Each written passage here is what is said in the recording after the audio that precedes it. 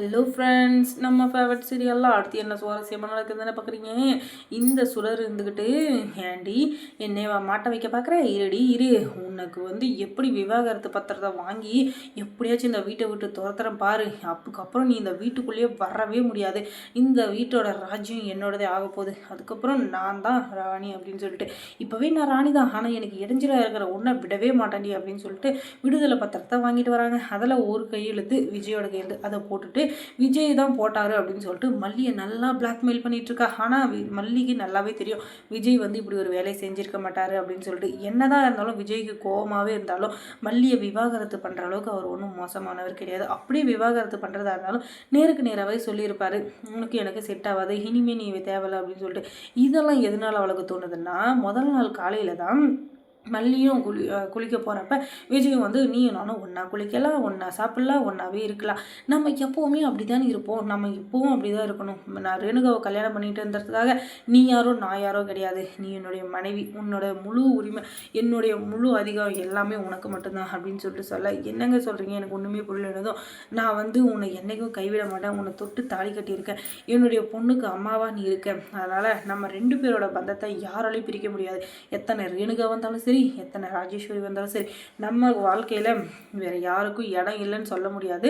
ஆனால் நம்மளுடைய டெசிஷனில் வேறு யாருக்கும் ஒரு இது இல்லை, அது என்னுடைய தனிப்பட்ட இது அப்படின்னு சொல்லிட்டு இவர் சொன்னது எல்லாமே அவளுக்கு ஞாபகம் வருது. அதனால் விஜய் இப்படி சொல்லியிருக்க மாட்டார் அப்படின்னு சொல்லிட்டு அவளுக்கு நல்லாவே தெரியுது. ஆனால் இந்த சுடர் இருந்துக்கிட்டு, ஏய் மல்லி, இது விஜய் கையெழுத்து போட்டு கொடுத்த பத்திரம் தான், இதில் கையெழுத்து போட்டு கொடுத்துட்டு ஒழுங்குமதே ஓடி போயிடும் அப்படின்னு சொன்னதும், நான் நம்ப மாட்டேன் சுடரே, நான் நம்பவே மாட்டேன், விஜயே அவர் வாயால் சொல்லட்டும், நீ எனக்கு தேவையில்லை, நான் உனக்கு விவாகரத்து பண்ண போகிறேன் அப்படின்னு சொல்லிட்டு அப்படி சொன்னான்னா அடுத்த நிமிஷமே இந்த வீட்டை விட்டு நான் கிளம்பிடுவேன் அப்படின்னு. ஓஹோ அப்படியா, பொறு என் கழுத்தில் மட்டும் விஜய் தாலி கட்டுட்டோம், அடுத்த நிமிஷமே நீ யாரோ அவர் யாரோன்னு சொல்ல வச்சு உன்னை அந்த வீட்டை விட்டு துரத்திட்டு அந்த வீட்டில் நான் சந்தோஷமாக மகாராணி மாதிரி இருக்கலை, என் பேர் ரேணுகா இல்லை அப்படின்னு. என்ன சுடர், ரேணுகா இல்லைன்னு சொல்லாத, சுடர் இல்லைன்னு சொல்லு, ஏன்னா உன் பேர் சுடர் தானே, எதுக்காக இந்த போலியான வேஷம், இந்த போலியான வேஷம் இருக்கிற வேறு தானே உன்னோட ஆட்டம், பொறுமையாக இரு, உன்னோட வேஷம் சீக்கிரமாகவே கலைய போகுது, அதுக்கப்புறம் நீ துண்டை காணும் துணியை காணும் ஓடாமையே போயிடுவேன், அதுக்கப்புறம் இருக்கு உனக்கு கச்சேரி, ஏன்னா உன்னுடைய ஆட்டம் முடியறதுக்கான நேரம் வந்துருச்சு, எத்தனை நாளைக்கு தான் நீயும் அப்படியே நல்லவ மாதிரி ஒரு சீனை போட்டுட்டு இந்த இடத்துலையே ஊசி சோறு தின்னுட்டு எங்களையே பழிவாங்கன்னு நினச்சிட்டு இருப்பேன், உனக்குன்னு ஒரு இடம் வேணும்ல நிரந்தரமா, அதுவும் இருக்குது, வேலூர் சென்ட்ரல் ஜெயில், அந்த ஜெயிலில் போய் கண்டிப்பாக நீ களி தின்றதுக்கான நேரம் வந்துருச்சு, நீ இத்தனை நாளாக எத்தனை திருட்டுத்தனம் பண்ணியோ, எத்தனை ஃப்ராடு வேலை பண்ணியோ, எத்தனை பேரை ஏமாத்தினியோ, எத்தனை பேர் குடிய கத்தோ, அதை பற்றியெல்லாம் எனக்கு கவலையில்லை, ஆனால் இனிமேல் நீ வாழ்கிற ஒவ்வொரு நிமிஷமும் இந்த மல்லியை ஏன் பகைச்சிக்கிட்டோம், இந்த மல்லிகிட்ட ஏன் வச்சுக்கிட்டோம் அப்படின்னு சொல்லிட்டு நீ யோசிச்சு அதை பற்றி நினச்சி அணுவணுமாக சித்திரவதை அனுபவிக்க போகிறேன், அதை பார்த்து நான் சிரிக்க போகிறேன்டி அப்படின்னு சொல்லிட்டு சொல்ல,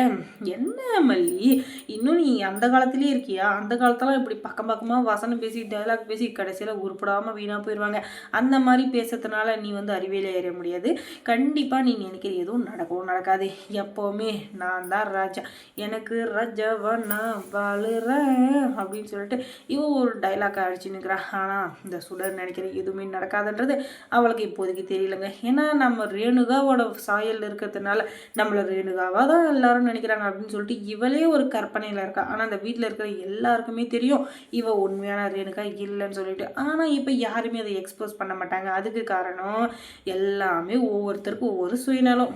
விஜய்க்கு மல்லியை விட்டு போயிடக்கூடாதுன்ற சுயநலம், மல்லிக்கு விஜயை விட்டுறக்கூடாது, வெண்பாவை விட்டுறக்கூடாதுன்ற சுயநலம், ராஜேஸ்வரிக்கு மல்லியை வீட்டை விட்டு தோர்த்தணுன்ற சுயநலம், அதே மாதிரி இந்த ரஞ்சிதாவுக்கு மல்லியும் ரேணுகாவும் ரெண்டு பேரையும் ஒழிச்சு கட்டிட்டு நம்ம விஜயை அடையணும் அப்படின்றதுக்காக சுயநலம். ஒவ்வொருத்தரும் ஒவ்வொரு சுயநலத்தோடு இருக்கிறதுனால யாரும் யாரையும் காட்டி கொடுக்குற இதில் இல்லை.